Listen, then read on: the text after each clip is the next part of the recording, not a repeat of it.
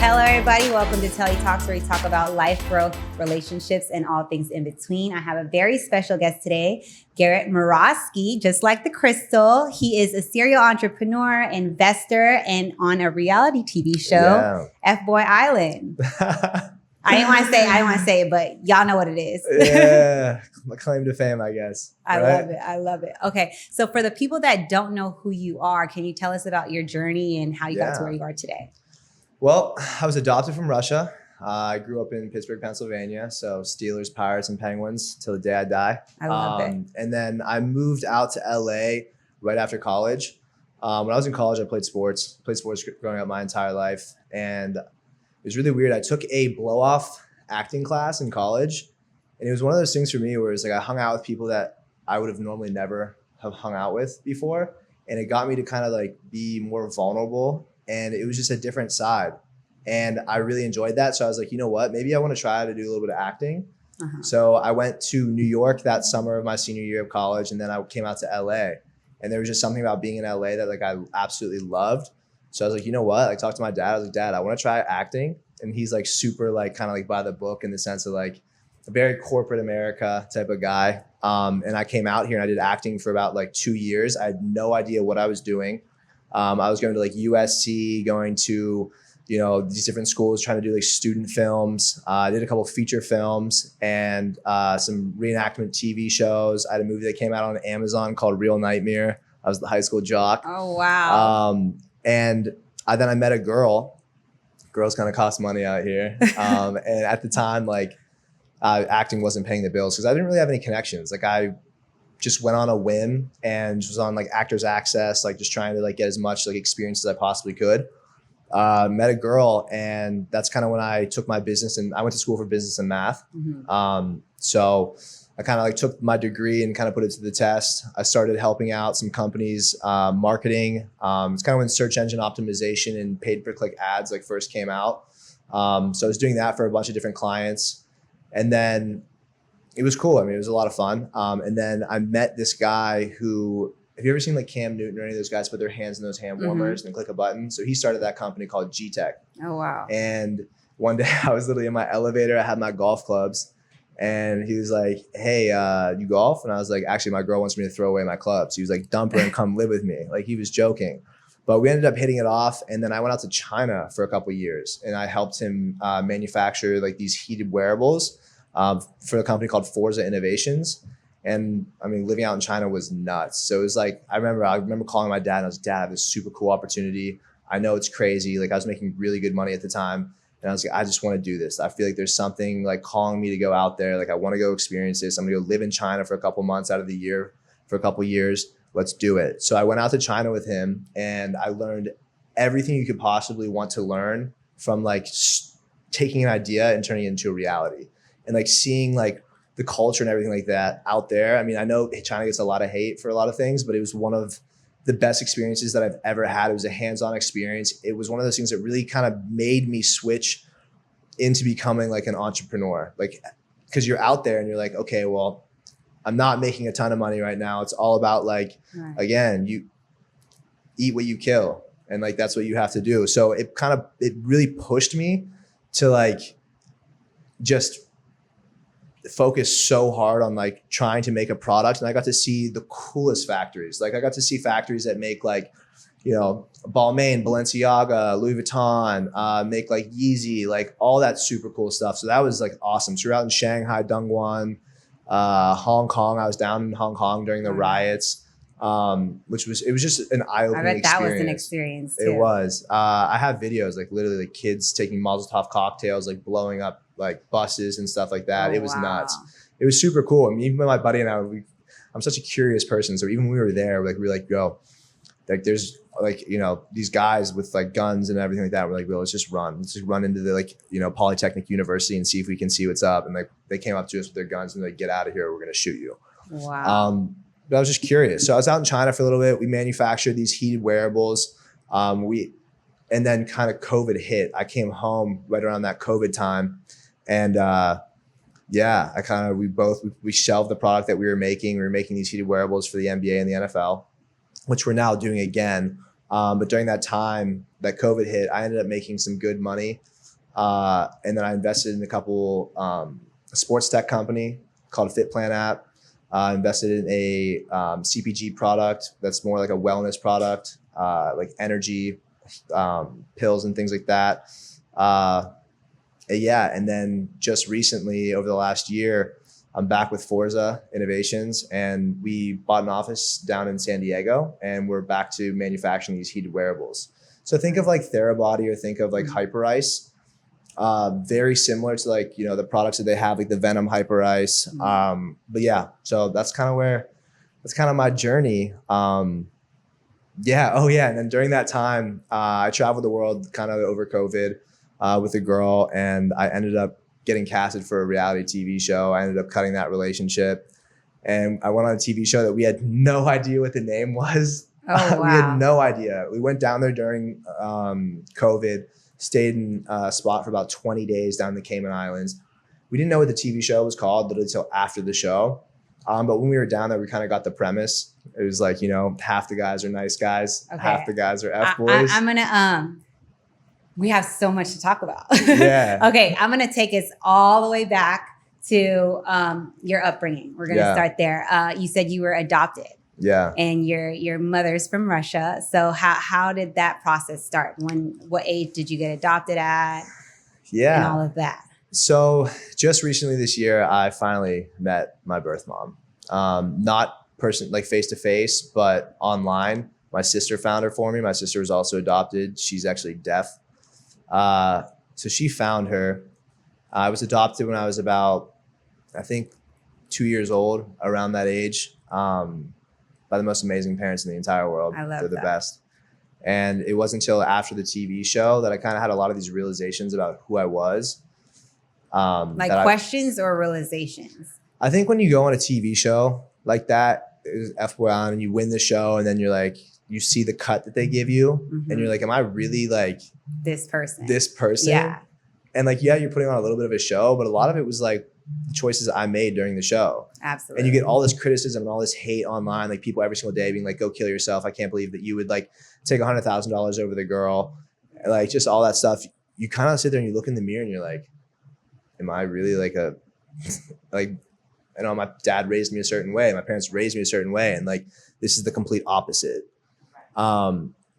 And that's when my sister was like, hey, do you want to get to know your birth mom? And right after that show, when I was kind of going through all this transition, I met her for the first time, and I had a lot of questions to ask her. Absolutely. And it really wasn't until I met a girl that I really cared about, and after that relationship ended, I think it was really one of the first people that I like truly loved. After that, I was like, why do I suck at every relationship? Why do I push the boundaries so far to the point that like I lose the things that I love most? And that's when I, you know, reached out to my mom and started asking her questions. I wanted to understand, like, because you think about it, like, do you have pets? You have kids? I have 2 dogs. Yeah, I have 8. Exactly. I have 2 dogs, 1 cat, 8 kids. I got it all. Yeah. And it's one of those things, like those first 2 years of that child or that pet's like life really shape its personality. Absolutely. So for me, I'm sitting here and I'm like, the first 2 years of my life, like what happened to me? Right. So that's when I was like, all right, I'm going to talk to my birth mom, and then also talk to like my parents that adopted me to just get more details on the situation, because I never really asked. I was like, I have the 2 most amazing parents in the world that would do anything for me, give me so much love, everything like that. Do you think you didn't ask because you didn't want to like hurt your parents that you know were like there for you? Because did you ever know you were adopted? Did they like let you know? I kind of grew up knowing. Mm-hmm. I felt like I knew at a very early age. And I think that, yeah, I was never curious because I was like, my life is great. Like I've played sports growing up my entire life, was friends with everyone. Where my sister, like she tried killing herself many times growing up because she was deaf and she just didn't know.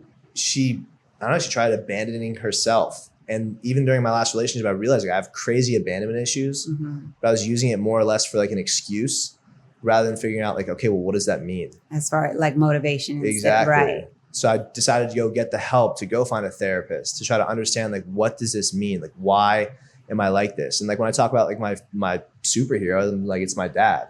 I don't give my mom any credit. And I was like, why do I not give her credit? Like, she's the most loving, amazing mom ever. And like, even when she gives me so much love, I'm kind of like, oh, like, why are you giving me so much love? But it really made me just look, I don't know, it's like that journey of self-discovery. So I talked to my mom.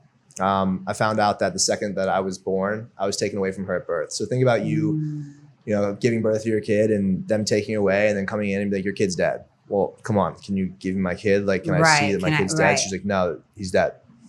And then I was sold 2 years later on the black market. Oh, wow. Nice little, like, you know, probably 50 piece they dropped on me and made some money.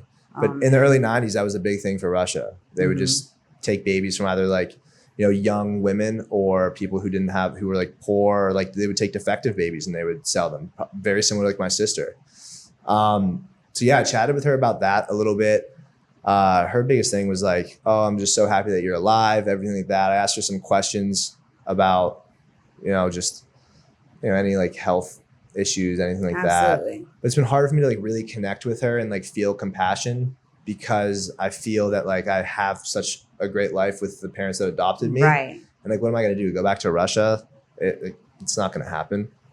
But then I asked my adopted parents, and I was like, hey, like, when you went to adopt me, what was it like out there? And they were like, well, how was that process? Yeah, it was the process. So when they went out there, their car got picked by the Russian mafia, and they were like, well, what are these Americans doing? They're like, they're buying a baby. So they're like, okay, cool. Like, they can come, which I thought was crazy. So like, did you ask them like, what made y'all just go to Russia and decide I'm going to buy a baby there? And like, you know, how was their like thought process with that? Yeah. So they couldn't have kids.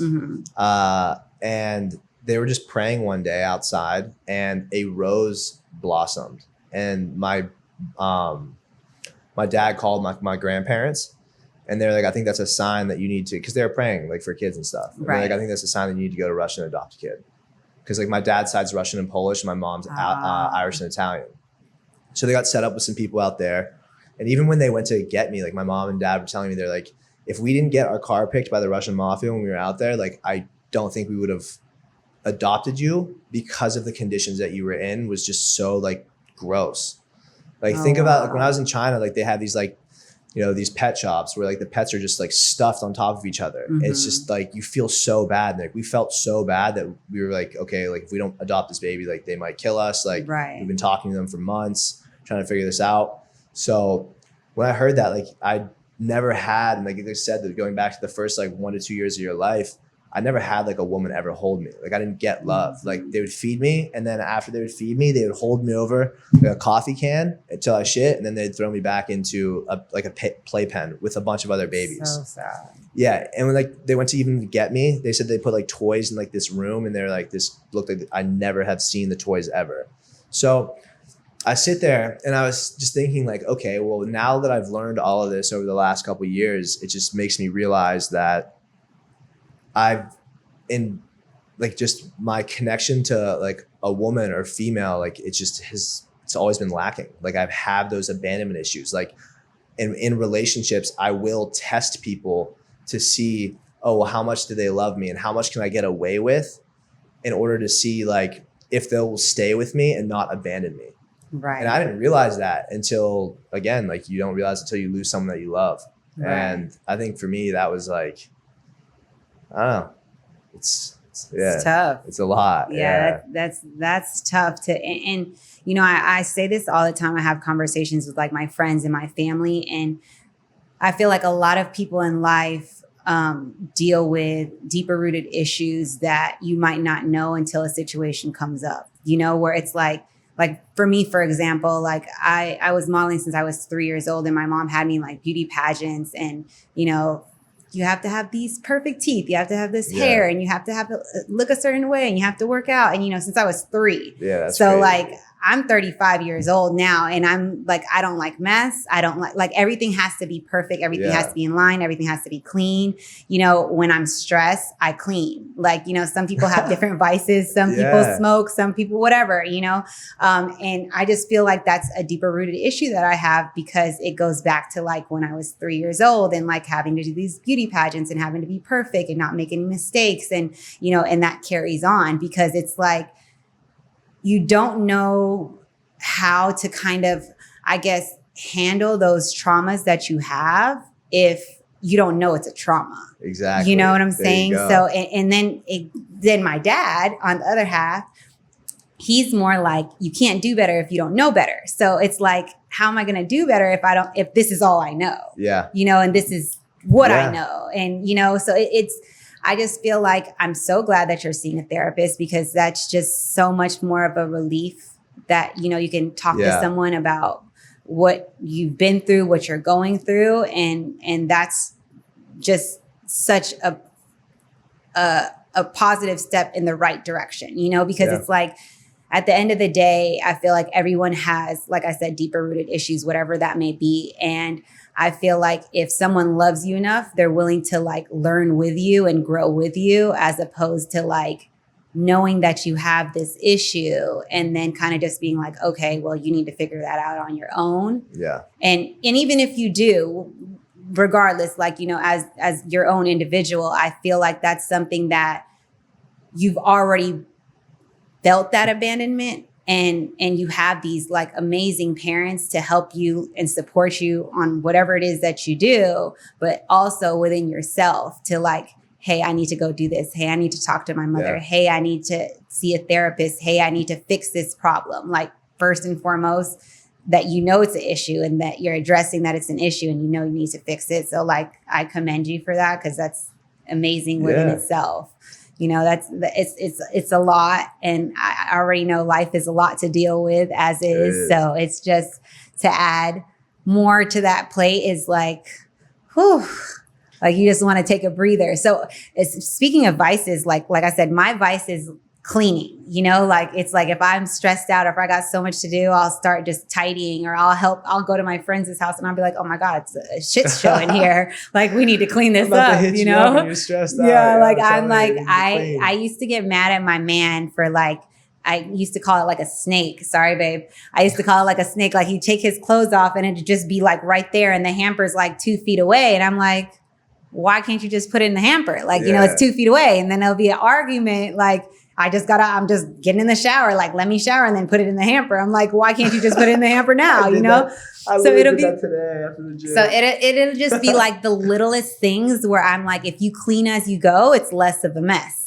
You know, so that's like embedded in my head, like clean as you go, it's less of a mess, you know, and I do it with my kids, and like, it's the best for cooking food. Yes, exactly. I hate when people leave all that stuff. Yes, like, exactly. But I'm like that with everything. Yeah. Like, I used to like, let's say change on the counter or something, like Dee'll throw his change on the counter, and then I'll like stack the pennies. I'll stack like, it's really, really bad. It's bad. And it's like, he's like, you're too clean. I'm like, there's no such thing. It just goes back to that little trauma kind of that you've had as a kid. And that's the thing, we all have those traumas. And I think for me, like, after I've gone through everything, it's like, we all have those traumas, and sometimes our parents' traumas rub off on us, and like, it's not their fault. Absolutely. But it's just like, if you can become aware of that stuff and everything, realization is key. Like, it wasn't until I really realized, like, okay, hey, I have an issue. Why is every girl that I've ever talked to, why do I ruin every relationship? Why do I self-sabotage every relationship? Mm-hmm. Why do I push every boundary until that person literally can't deal with my shit anymore? And you finally find that root. And I think that's like a huge message, because everyone has that. Everyone has those traumas. And it's like, it's okay to be vulnerable. It's okay to like go do that, like, self-discovery, as you should do that. Like, for me, I always thought like, okay, having a therapist as a guy is weak. Right. Like, that's weak. Like, why would I want to talk to someone like that? Hate that. Like, men are brought up to just be like strong. Like, granted, yes, you want like a strong, you know, man that can hold his own, but at the same time, they're still human. You know, they still have feelings. They still hurt, you know, and that's one thing that is like, I feel like now, as, you know, society's more open to things, I feel like now that's something that men can do. They can show emotion. They can show that they hurt. They can show that they're sad. They can show that they go through things too, and don't necessarily have to be tough all the time, you know?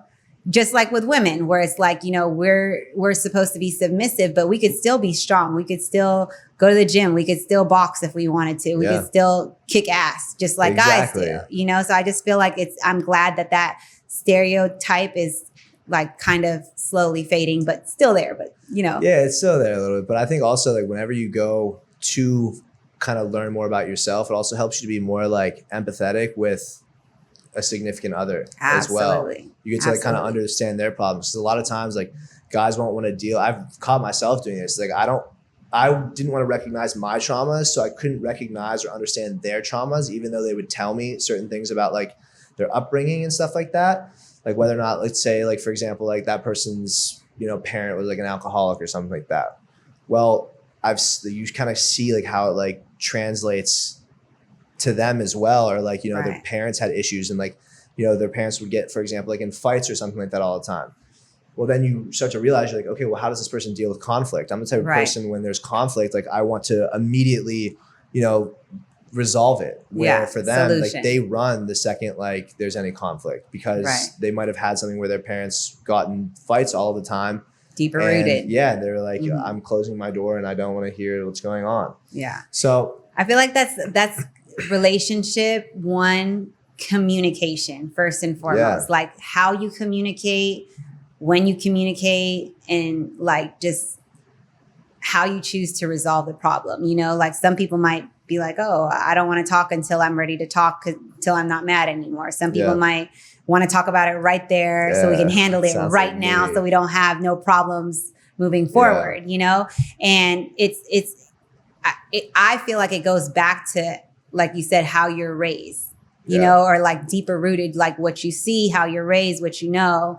And definitely communication, relationships, which is hard though, because it's like everyone communicates differently. And that's a learning thing in a relationship. Like, you know, me and Deontay's been together going on 8 years now. And I still feel like we're still learning how to communicate with each other. And it's not easy because he was brought up one way and I was brought up one way. And, you know, like he's mentally built fight. Like, you know, that's his mentality. Fight. He doesn't have that flight in him. You know, like some people have fight and flight and he's just fight, you know, but now as time progressed, like it's made it easier for us, because when I know that he hits that fight, I'm like, all right, you win, you got it. Instead of me going back, trying to fight back. And it's like, you know, like, how are you going to fight someone that is going to stay and fight, you know? Exactly. So you just kind of learn, and you learn through every relationship too. Like I look at every relationship the same way I look at business. I've failed in all of them. It's a business. You fail until you succeed. And still, like, once you succeed, like it's the next thing. Yeah. And then you fail in order to get to that next level. So absolutely. And it's just learning. It's being open to learn. And I think as you get older, it's hard because like you might like someone at a young age, but again, like they're there to be there for like a learning lesson for you to just be better. The worst is when you're too stubborn and you just don't think it's like your fault or anything like that. And that's one thing like I respect about you. Like you're seeing your self involvement in the situation. You know, some people just want to blame the other person, or it didn't work because you didn't try. And it's like, well, you both have to kind of try in a relationship. It's not just a one-sided situation, you know? So it's a lot. A relationship is a job. It's a business, whatever you guys want to call it. It's a lot. It is a lot. And, you know, it's just, I feel how I view a relationship is what you're willing to tolerate with whoever you're in a relationship with, because like no one's going to be exactly what it is that you want. So it's like, are you willing to tolerate with mess? Are you willing to tolerate with stress? Are you willing to tolerate with silence when you argue or not resolving the situation right away? You know, like, are you willing to tolerate other things? You know, so I just feel like it's what you're willing to tolerate. Like I'd rather tolerate someone, you know, not picking up laundry than someone that cheats, or, you know, just certain things. And there's certain things that people are okay with and not okay with. So it's what you're willing to tolerate in a relationship. And as soon as you find out what you're willing to tolerate, and communication makes things so much more easy. Communication's everything. I also feel like you have to, like, I also look at it this way, like you are kind of a reflection of like what you attract. Absolutely. So I look at it this way, especially like after like what's recently happened, I've sat there and been like, all right, well, do I want to go out to the club? Like, no, because I know that if I go out to the club to go find someone, like they've probably already hooked up with like this person, or like, again, if I'm going out to the club, like what am I looking for? I'm probably looking for like a one night stand that night. I truly, like, that's how I look at it from like my perspective. So like when I go out there, I'm not going to get probably a quality girl, because I'm going out there for all the wrong intentions. Right. And like, to me, like, I sit there and I'm like, well, if I'm gonna hook up with someone like one time for a one night stand, like I don't respect that person. And it's like, I'm also not respecting myself in that moment either. So I feel like you just learn so much. And now it's like one of those things where it's like, I've also taken myself away from situations where it's like, I'm going to go attract the wrong thing. So I feel like, you know, by sitting here and like working on myself to be the best version of myself that I possibly can be, like the right thing will come when I'm ready. Absolutely. And a lot of times people, I feel like they look to seek validation in other people like immediately because they're just, you know, they just need to feel loved or whatever it may be. And like, that's like the wrong way to do it. Absolutely. You gotta I think be able to Will be alone. Smith said it the best, where he was like, you can't find happiness in someone else. You have to find happiness within yourself and bring that happiness into your relationship, and they bring their happiness into that relationship, and you guys build like a deeper happiness together. Exactly. You know, so that's hard because some people really genuinely look towards their spouse or their friend to validate their happiness. You know, like, oh, well, I'm not happy because you did this or you didn't do this. But it's like, well, why aren't you happy within what it is you're doing within yourself? Yep. I've had that happen before, where that person's looked at me to like the quality time that they spend with me. At first they were fine with themselves, but then once like they kind of like latched on, they looked for that quality time of like whenever they were with me, like that was their happiness. And when I wasn't there, it was like, how quick can I get that drug back? And like, I look at that as well as like a relationship, and love is a drug. Like even with, you know, a relationship that I previously had, I remember sitting there and I was like, all I was looking to do was get the love that they gave me back in the beginning of the relationship, and to see kind of like, okay, you know, like I'm so competitive. Like I hate losing. Like it's why I won the TV show. Like I did whatever I could to win the show. It's the same thing with sports. Very similar. But it was one of those things where like in that moment, I realized like it was the fight of like, can I get this person back to feel that chemical of love that they gave me? Because I realized like I loved them so much. I loved the way that they loved me. Absolutely. And it wasn't more or less like of how much I loved them. Because I also look at the beginning of the relationship, like I probably wouldn't have been fucking around. I probably wouldn't have been talking to other people if I really loved that person as much as I did. Right. But then I also was like, all right, well, that's a self-defense mechanism because of my abandonment issues. If this person leaves me, well, I have, you know, 4 or 5 other people I can talk to. Right. So it's yeah. No, it's definitely deeper rooted. Just like you said, even with the competition, you know, like where you don't want to lose because it's like you've already lost as a young kid, you know? So it all goes back to that, you know, deeper rooted issue of like how you live your life and how you are moving in life. Yep. You know, and I'm the same way with, you know, my pageantry stuff. You know what I'm saying? That's so crazy. It's just like pageantry since you were that young? Since I was 3 years old. That's and it's crazy. Like you kind of almost have to like with me, like it's like I was the first Miss Philippines like biracial. You know, so I was the first one with like curly hair and like a fro with a crown, and everyone's looking at me like, girl, you don't have black straight hair. Like, how did you win? You know what I'm saying? So it's just like that, all of my life, it's like, I'm not black enough, or I'm not Filipino enough, or I'm like, you know, I'm ridiculous. too much of this. So it's just like, that's so ridiculous. It's crazy, you know, like it's like if I'm hanging out with black people, it's like, okay, well, you can't say certain things. And I'm just like, but that's what I am. And that's, you know, like, this is what I identify as. Or I could speak fluent Tagalog, and then it's like, I don't sound too Filipino. Yeah. Where it's like, but this is where I was born and this is what I know, you know? And so it's just like, weird society. Yeah, it's definitely a society where people judge you regardless of what it is. Or you could be Mother Teresa and she was judged. You could be Princess Diana and she was judged. You know, you could be like the most saint positive of a person and you're still going to be judged regardless. And it's unfortunate that that's how it is. But it's like, once you realize that's what it is and you know who you are within yourself and you're okay with that, then everything is so much easier. Do you judge people? Absolutely. You do? Absolutely. Yes. Okay. Because I feel like I judge people. Do I like that I judge people? No. But is it like natural? You know, like it's almost like you don't want to, but it's just like, it's just, I don't know. It's what it is. You know what I'm saying? Like, it's like you can, like, for example, I can't remember who came. Oh, Zay. Yeah. Zay. Like for y'all that don't know Zay, I love Zay. I love Zay. So nice. The sweetest guy ever. Shout out to Zay Wilson. Yep. He's an amazing guy. And I watched the show. I watched The Ultimatum. He was on The Ultimatum. And before I watched the show, before I met him and I watched the show, I was like, there's got to be something that he did to make this girl want to just be like, I want to marry you.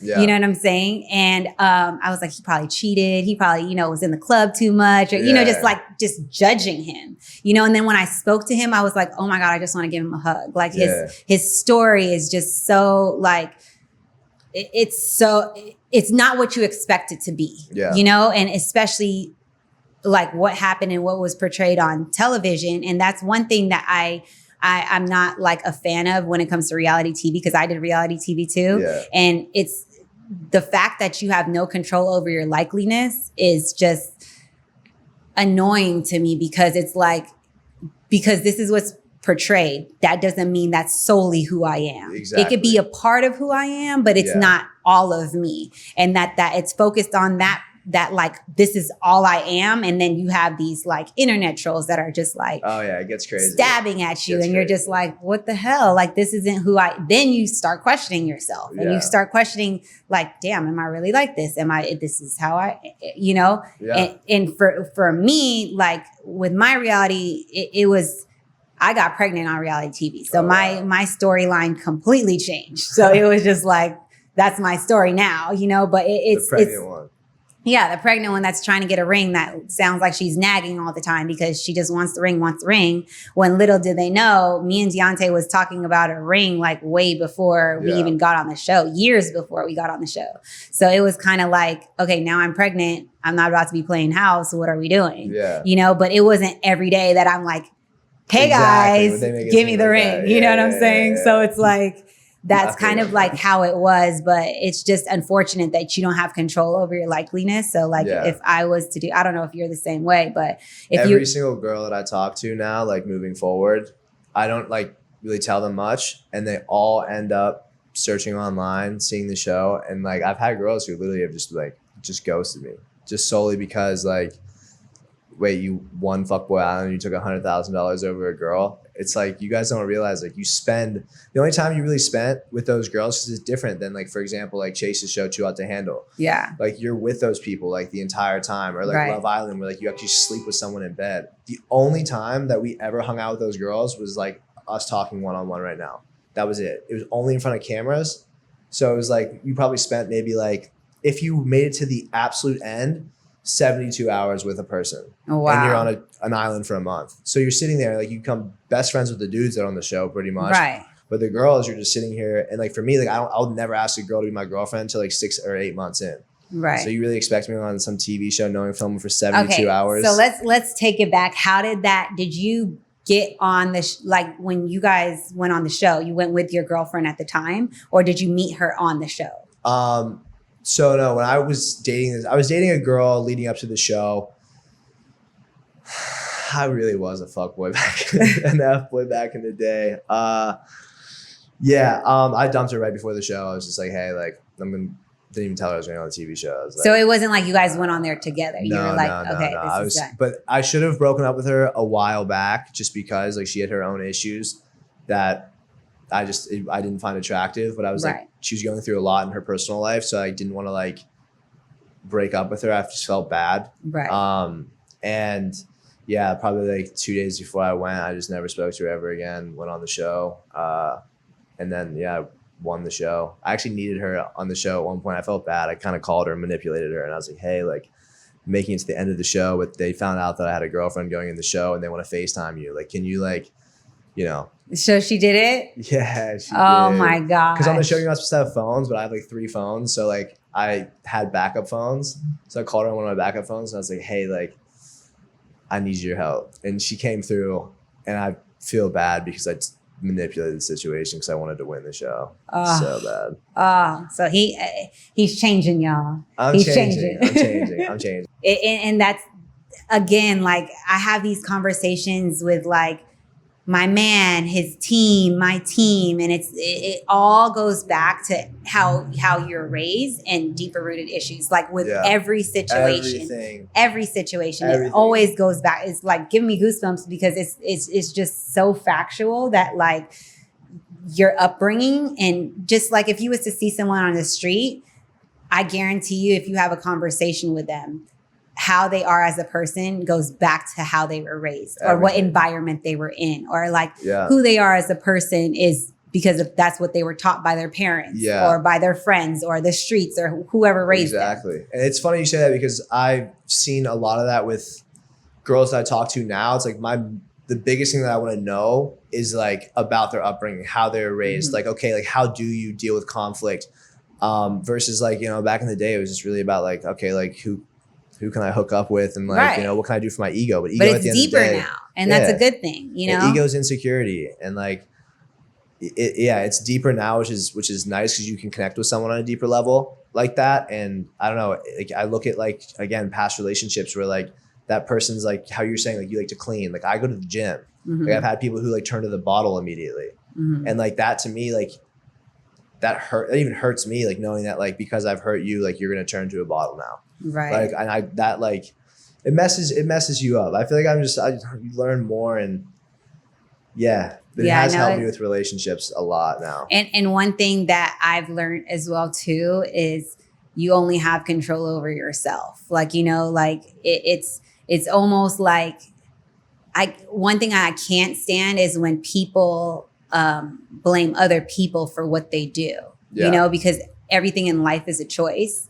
Like, regardless of what you've went through, everyone chooses their vice, you know, whether that's sex, whether that's drugs, whether that's cleaning, whatever it is, everyone chooses their vice. And it's like, yes, I'm hurt, but I could be hurt and go to the gym and work out. I could be hurt and clean. I could be hurt and, I don't know, spend time outside and enjoy the flowers or something. What music do you listen to whenever you clean? Sometimes I don't. Sometimes it's just dead silent. Like, you know, where it's like, I don't have to necessarily listen to music. I just feel like it eases my mind when everything's organized. Like I can't, if I wake up, the first thing I do is make my bed. Before I brush my teeth, before I wash my face, I have to make my bed because I feel like mentally, if I don't make my bed, my day's going to be a mess because my bed's a mess. And, you know, my bathroom's a mess or my whatever is a mess. On a whole other level of like, my OCD is out of control. I thought I had that OCD. Like you lick off the floors at my house, but like yours is mine is like all my in my pantry, everything's in line, everything's color coded. My closet, white to black.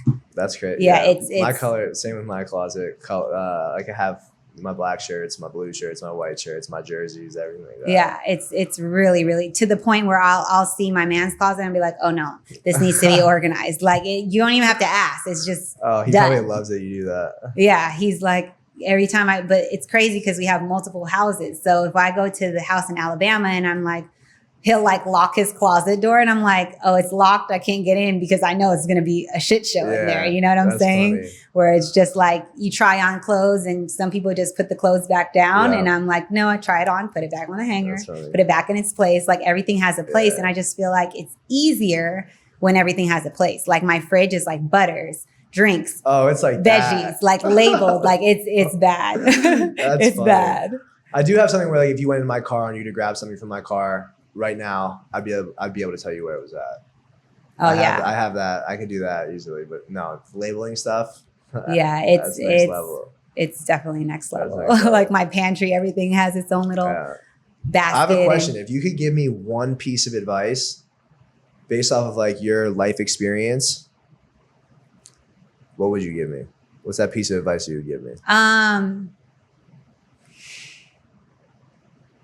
I would say which I feel like is an advice that is ongoing, that is kind of like never going to stop, like continue with your self-discovery, because I feel like who you are as a person, once you get to the point of knowing your why, like why you do the things you do, why you're here, why you're successful, what you want to do to be successful, what you want to do to be in your relationship. Like I would say continue your self-discovery until you know your reason why for everything in life. Do you know your reason why? I feel like my reason why of me being here on this earth is to nurture and to spread love. Like I'm very a nurturing person. Like not just I used to be a nurse, and like you know, my man obviously has kids with other women. So like I'm just nurturing all the time. Like I don't care if it's kids that came out of my womb, like they're still my kids. I still claim them. I don't go around and say like I have 2 kids, like, you know, and I love doing charitable stuff. I feel like that's my I guess way back into like nurturing, because I'm not nursing anymore. Yeah. So it's like if I can help people, that's like what I find passion in, and that's where I'm the most happiest, if like we can resolve something in like a positive direction. Yeah. You know, like that's. Well, I've never heard a bad word about you ever. Oh, and since I've known you, like you definitely spread love in every single way, shape, or form. Like I've only heard good things about you, and you're super nice. So I was also going to ask you, you talking about like adopting. Are you thinking of adopting? Yes. So we got 8 kids, right? Okay. We have 8 kids, and Deontay wants more kids. And our last kid, well, I want to say Deontay. You know, I'm at that point now where I'm kind of like, maybe I do, you know, like, but it goes again, it's back to my deeper rooted issues, you know, like I'm like, I just got my body back. I'm just back to where I want to be, you know, and I'm like, damn, I got to work. It took me 4 years to get to where I want to be with like my body and the way that I look, and like me being comfortable, like walking around in like a crop top again, or, you know what I'm saying? Or like showing my stomach after having a kid. But it's just, that's one. 2, it was so hard for me with my daughter. I was in labor for 26 hours, and I was like having anxiety attacks. I was hyperventilating. I was like passing out. Like it was crazy, because I remember one time we were in the Intercontinental and someone asked Deontay for a picture, and I'm like hyperventilating, like about to pass out, pregnant. And I'm like, sir, I'm dying here, and you want to take a picture? But like now I know like it's once in an opportunity lifetime. But at the point then it's just like me going back to judging, right? Like I'm like, I'm judging you for wanting to take a picture with this man, but not knowing mentally you're like, this is your once in an opportunity lifetime. So it's almost in a sense where I'm like, okay, I get where they're coming from, but I'm like, look at me, I'm dying here. You know what I'm saying? Like, so it's kind of like that type of situation. But I would prefer adopting, you know, giving someone a life that, you know, we're able to provide for them in, you know, the best possible way we can. And I would love that opportunity. And, you know, we don't have twins. I have twin sisters. 2 of his sisters have twins as well. So we want a set of twins, and a set of twin boys, because our boy and girl ratio, we have 5 girls and 3 boys. So we're trying to even out the playing fields here. And he wants 12, but I'm like, I don't know what happened to 9, Super 10, 11. Yeah, so that's what I said. But it's not true, because it's expensive regardless, you know? Exactly. It's funny because I recently, if I could give you any advice on adoption, because now that I've gone through so much, just recently I spoke at the Catalina Film Festival, and it was about a film called The Primal Wound, and it was about like adoption. And for me, I've always looked at my adoption because I've had a great life with my family. I've been like, well, I don't really care to meet my mom. I don't really care to do any of this stuff. I met a bunch of different people all throughout the world who have been adopted, and it was nuts to hear their story and hear like as them being adopted, like they were sitting there and they're like, yeah, you know, I feel like every single person that comes into my life is going to abandon me. I feel that I've even tried abandoning myself, and that like makes me like, hits me at home, because I've never felt that way. I didn't realize that I was my actions, like when I was in relationships, was me feeling that way. And I look at like my best friends, like even making friends in LA, it's like, I keep everyone at a distance and never let them in too much. And my best friends are the ones who have been there the longest, because they've never abandoned me. I never realized I was doing that, but it's weird to see so many of these people who have been adopted struggle with these issues. And again, like even my sister, she had the same parents, but because she was deaf, she didn't understand what was wrong with her. So all of them, like they've all tried to go find their real parents. And I would say like as like a parent and having like an adopted kid, like understanding that there might be a point in time where they want to go, you know, meet whoever it is, whoever their parent was, or like they are questioning like, okay, like, well, someone gave me up. And it's one of those things that you don't even know. It's just you're naturally wired that way. Absolutely. And it's definitely one of those things where I could say like the biggest thing is like you were saying, is just give them as much love as you possibly can and kind of let them spread their wings. But I feel like there will be a time where like they're going to want some type of closure in that. I feel like I would more so have an issue with it than Deontay, because he's like, you know, a man's man. Yeah. And he's not obviously as sensitive as me. And I'm going to be like, why? Like, you know, why? Yeah. And we love you so much. And we ruined did my mom. When my mom and my sister I can imagine. When my sister found, because like she literally tried outing herself like 10 or 11 times. It was really rough, like growing up with my sister. I love her to death. She finally found her way. She's amazing. I feel like I could have been a better brother, but I was just so busy with sports and like all of this stuff. I didn't really understand what she was going through. But yeah, it really messed my mom up whenever she like was like, oh, I found my family. Like these are like my brothers and sisters. And like she still keeps in communication with them. And my mom's just kind of like, why? Yeah. Like it messes with her a little bit.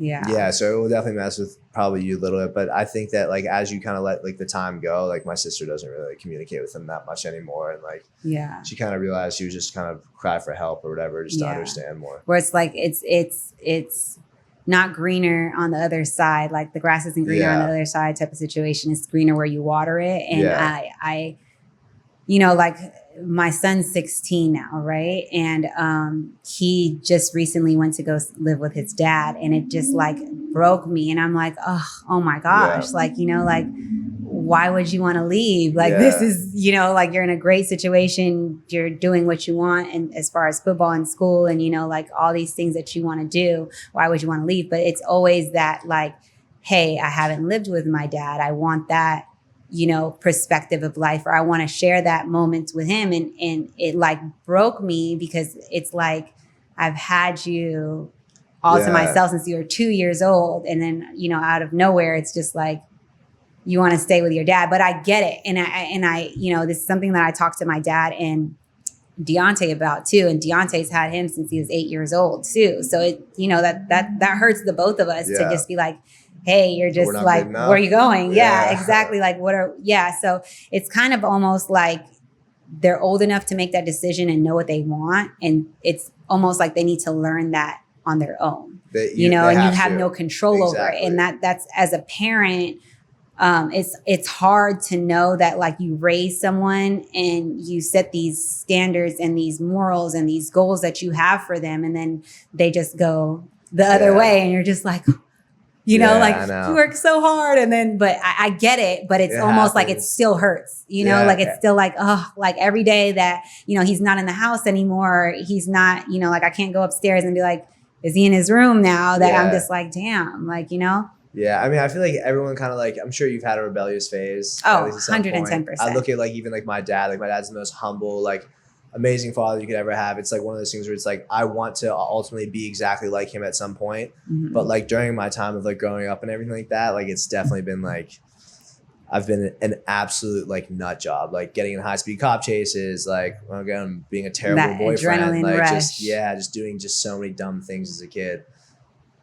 But I just feel like we're not perfect. We're not you know, like we're human, and you know, like you do things to please your parents, like we all do, you know, like my mom wanted me to be a nurse, and that's what I was. And it's just like I hate to say it, it's just like a very Asian thing to do. You know, it's like you're either going to be a nurse or you're going to be a doctor. Like, like what is it, you know, or a lawyer or whatever the case is. And it's like, that's what she wanted me to do. And I ended up liking it. I enjoyed it, but it was like, this isn't what I wanted, you know? And when I got to the point of like, hey, I like fashion, I can do fashion, or hey, I like doing other things outside of just nursing. Finding your why. Yeah, exactly. There you go. So it's just, I feel like that's the most important thing in life, is to find your reason. I'm happy I asked you that question, because that's something that I feel like I'm in that transition right now currently with everything I'm doing, is like finding like what my true why is. Like that, I feel like that's something that like I need to take the time to myself and be like, hey, where do you think you're gearing towards? So after doing the TV show and like being on like camera and why I initially came out to LA for acting and stuff like that, I want to do something in some capacity of remaining in like TV and film. So I've been, you know, casting that line out there a little bit. I think for me. So you feel like you would rather act and be on TV than to like invest and like grow a business. So like I look at someone like, for example, like Dwayne "The Rock" Johnson, or you look at Chris Hemsworth, like he has his CentraFit. Right. He has, which by the way I've used and it's awesome.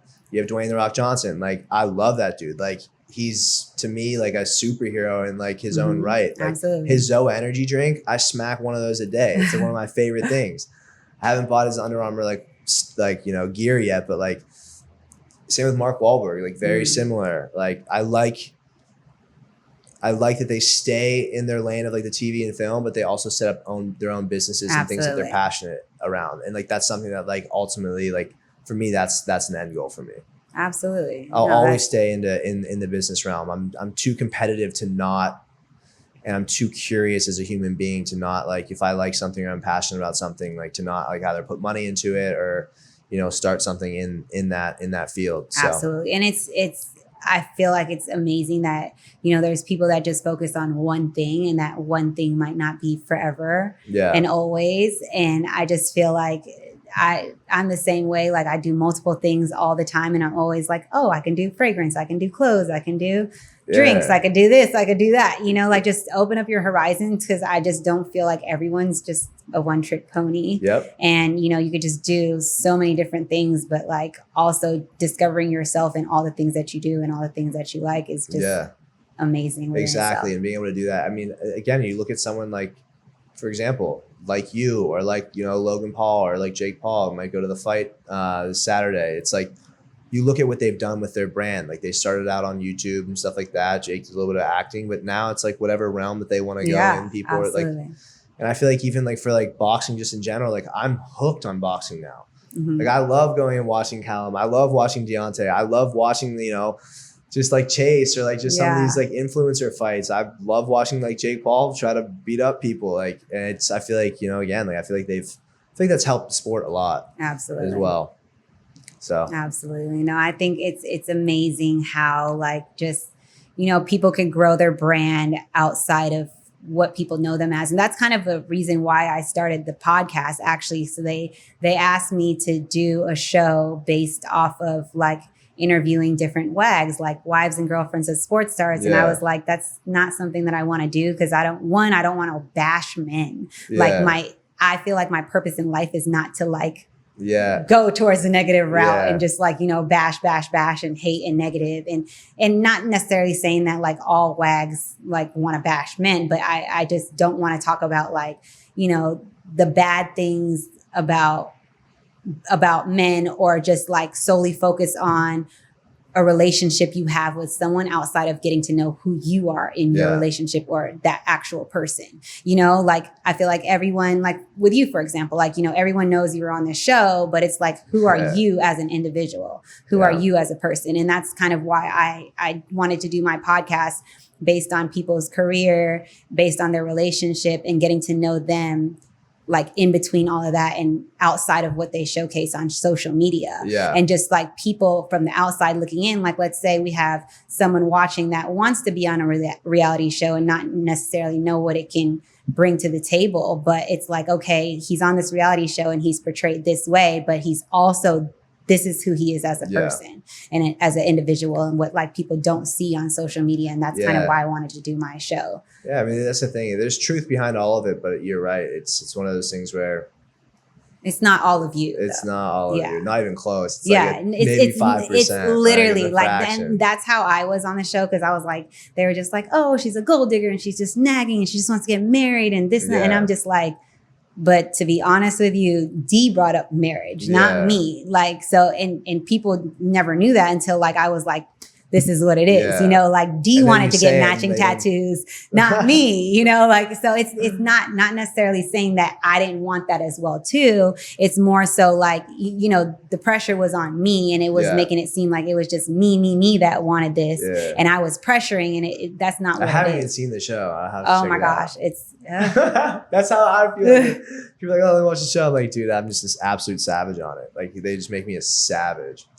But I came back for season 2 and they used me for clickbait. They're like, oh, we know what we're going to do. We're going to, bring you back on and we're going to have you like do some hosting stuff. Season 2 just came out. Yeah, it just came out and, came out a couple months, like a month or so ago. Mm-hmm. And they just brought me back for clickbait. That's and amazing. how they even had my storyline when I was down there. I kind of knew a little bit. I was like, all they're doing is just literally having me in the first 6 episodes to see like, when is he going to come back? Is he not going to come back? Like, what's he going to do? So I don't know. The thing about doing FBOY Island, 3 dudes, 30 girls. 3 dudes and 30 girls? Yeah, 30 girls. So wow. So that's going to be insane. Yeah, it'd be nuts. Yeah, I might do it. That's going to be insane. I'm single now. Single and enjoying life. Exactly. Okay, so for everyone that comes on, we play this game so we can get to know you outside of what you portray on social media and FBOY Island and all that good stuff. So I just got this one, so I'm like super excited about that one. But there's Bad Choices, a game of Have You Ever. Okay. And this one is more so personal answers that you give yourself. And I play with you too, so you're not just on the hot seat by yourself. Pick Your Poison is Would You Rather. So you have 2 cards. Would you rather do this card or that card? And then same thing, Would You Rather here. And this one's level. So there's level, I think 1 through 5. I just got this one. I don't know how many levels there are, but which one's the most fun? Or are we playing all I of them? haven't played this one yet. I just got it yesterday. This one my brother loves. This one's not as explicit as this one. Okay. So it's just, where do you want to go? I mean, I kind of want to pick my poison, you know? Or I would try the new one because they're kind of the same. You want to do both? You want to do half and half? Yeah, we'll do half and half. All right, let's start with, I feel like this is, Pick Your Poison's tough. Okay. So I'm gonna ask you 5 and then I'm gonna just give you the book and you can ask me 5. All right. Rules, because people come and cheat. You can't. How can you cheat on this one? They like, okay, so you can't remix the answer or you can't remix, I guess, the question. Like you can't just make it your own. You have to answer, but you can give an explanation. Okay. All right. Oh, I'm just randomly. About to expose me over here. I'm just going to randomly open pages. Okay. Would you rather brush your teeth with pickle flavored toothpaste or wash your body with onion scented soap? The pickle. 100%. There's no real explanation on that one. Onion stinks it's so bad. It's disgusting. I hope it's a sweet pickle. All right.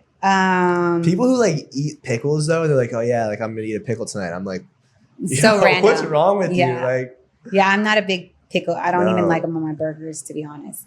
Okay. Let me see. You gotta give me a harder one than that one. I know these ones are like, they're PG. Yeah. Okay. Okay. We'll do 2 of these. These ones aren't as. Maybe there's different categories. Hold on. Let me see what categories they have. Okay. Difficult decisions, smart starts, challenging choices, master's match. What do you think? Difficult decisions. Let's go level 8. Let's try level master's 8. Match. 111. Right. The hard ones. Okay. Let's see what we got. All right. Spend the night alone in your house after watching a horror film or in a haunted house with one other person. Yeah, this one is like very like kind of weak. Yeah. I mean, so you want to go to Pick Your Poison? Pick Your Poison. All right. Scary movies don't really mess with me. Right. I'm not that type of person. I was watching this show on Netflix the other day called 28 Days in like a haunted house. I can't remember what it was called, but documentary? Yeah. Have you seen that? No, I haven't seen that. Okay, I'm gonna let you pick your cards and we can go. All right, here we go. These are pretty insane. Go ahead. I'm gonna just. And how do you do this? You just pick like these ones are very. Since you want to go explicit, we'll just do like 4 questions each. Okay, I got it. These are actually kind of good. These ones are really. Yeah, these are way better. I like that you say that. Like we've had like news. I've had like a newscaster on here, and it was some like crazy questions that I'm like, oof. How are we gonna ask this lady this? She's on the news. All right. How many are we doing on this one? We'll do. What is it? 1, 2, 3, 4. 4 each. We could do 5 for you since I asked you the would you rather ones. All right. So you need 10 cards. More. While you're picking, you want me to ask you some? Yeah, ask me. All right. So I'll do this one. I'll change that one. Wake up naked next to your best friend's significant other, or have a fat, bald man appear out of nowhere and hit you every time you sneeze. Definitely wake up naked next to my best friend's girl. You would rather have that than a guy just hit you every time you sneeze? Yeah, ruthless. Definitely. I mean, I gotta put on for FBOY Island, you know? All right, what do we have here? All right, I got one for you. Okay. All right. Would you rather never be able to have sex with the same person twice? Never? Never. So that means you get to have sex with them once and that's it. Okay. Or have an incurable STD of your choosing. One time. I'm having sex one time. One time? Uncurable STD of your choosing? Like, what if I have like HIV and I'm just I mean. Yeah, I feel you on that one. You know? Like I would be okay with just having sex one time more than that. Shit, I don't know. I think I'd rather have an STD at that point. Ugh. Okay. Being known as that person who had sex with a cow despite never having sex with a cow, or have the number of days since you've had sex displayed on your forehead. Ooh.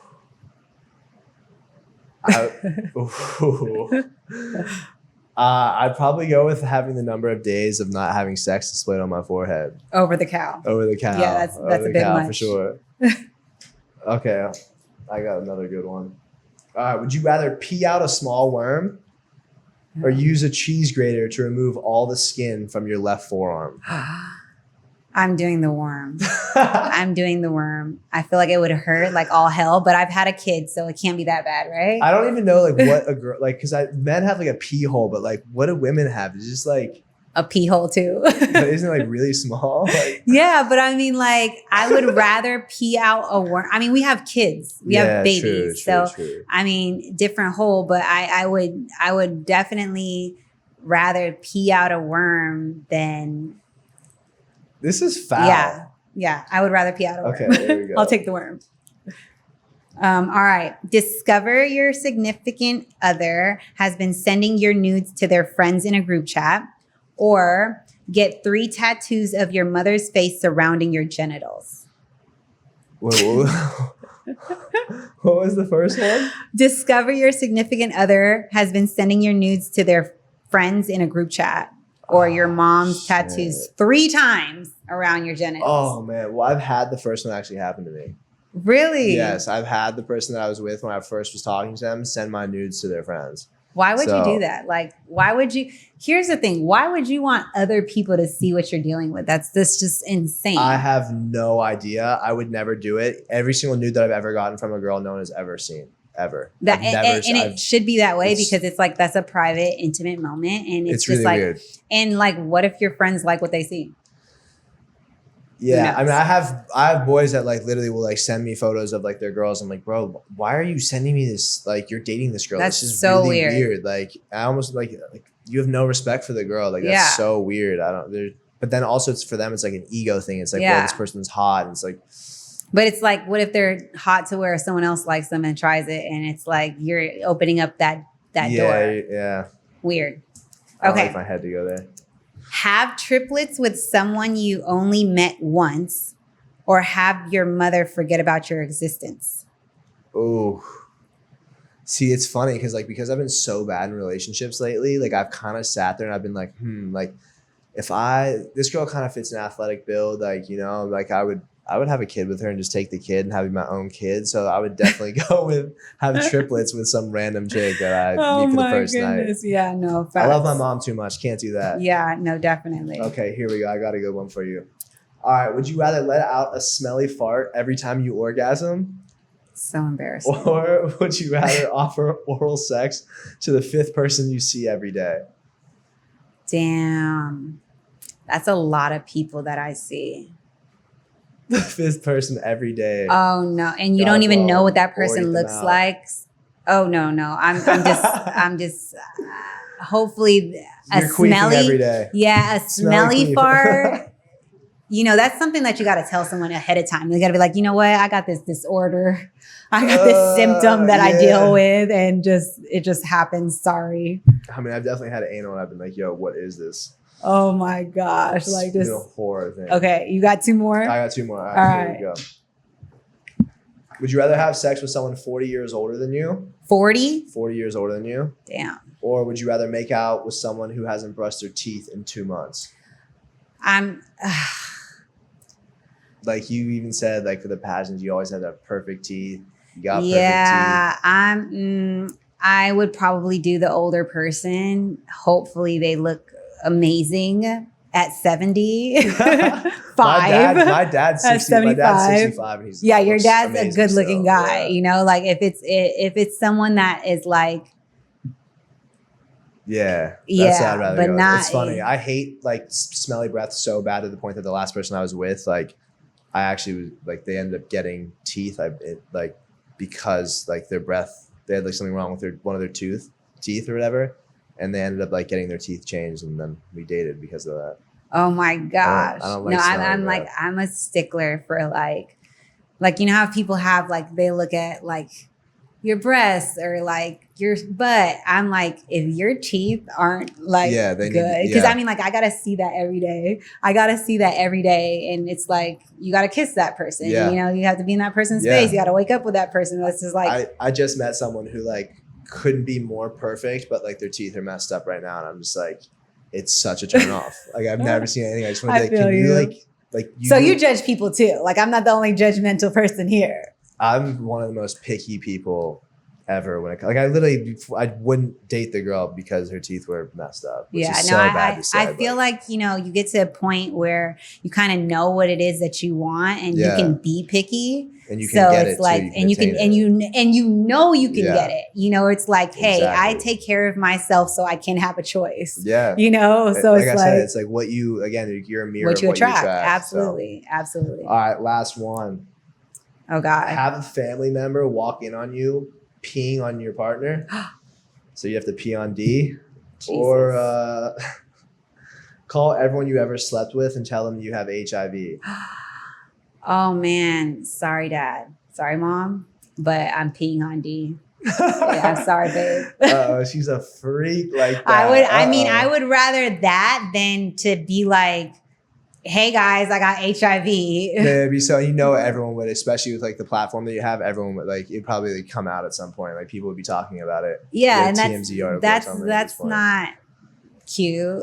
You know, like that's not something that's like I'm gonna just be like. Yeah, I was with a proud girl. of. I was with a girl last week, and she literally, I was asking like what her turn-ons were. Actually, I like just met her, and she was like, "I love when someone just pisses on me or pisses in my mouth." What? And I was like. She said what? that? Yeah, first time ever meeting her. I was like, you're joking. And then my boy was like, yo, this girl hit me up and said that you didn't hit her back. And I was like, But here's the thing. Even if you were a man, right? And you thought that was a turn on, right? What about all the other men she let pee in her mouth? And then you got to kiss the girl. Like, I just don't understand like people's logic when they say certain things. That's just like, okay, is this supposed to turn me on or turn me off? Yeah, and then I'm like, I got to kiss you. And like you might have sex with that person, but to like actually like be kissing that person or like Lord knows what else you put in your mouth. Like, have you like had someone shit on your chest? Like, what's going on here? Right, like, that's right. Just, like it's to a point where it's just like I wouldn't even know if I can like literally like I've been with my man for a long time and like he'll have conversations with me while I'm using the bathroom and I can't even use the bathroom and I'm like, bro, can you just like move a little bit? Like, you know, like, can we talk about this after I use the bathroom? And like, it's crazy. But like, I wouldn't even with that, like the peeing on him situation, like I wouldn't even know how I could just sit there and be like, all right, I gotta go, but I can't. Like, I would have to think about it. You know what I'm saying? Like, I'd be like, yeah, like I would have to think about it. Yeah. Like, or do some crazy shit to like make me go pee.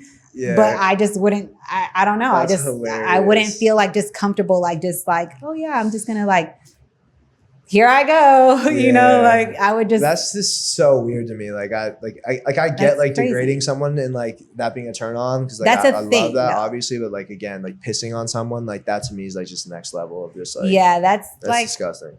I don't know. So I just everyone has different fetishes. That's just not mine. Not mine. I would definitely not do it. But tell everybody where they can find you and where to tune into all the things you have going on. All right. Yeah. So Garrett Morosky, at Garrett Morosky on Instagram. There's an underscore between Garrett and Morosky. And then what do I have going on? I have a little TV show that's in the works right now. I have an athletic apparel line that's actually inspired by my dad coming out soon called Ron. Oh, and then also Forza Innovations. We are going to be manufacturing some awesome heated wearables and some medical tech.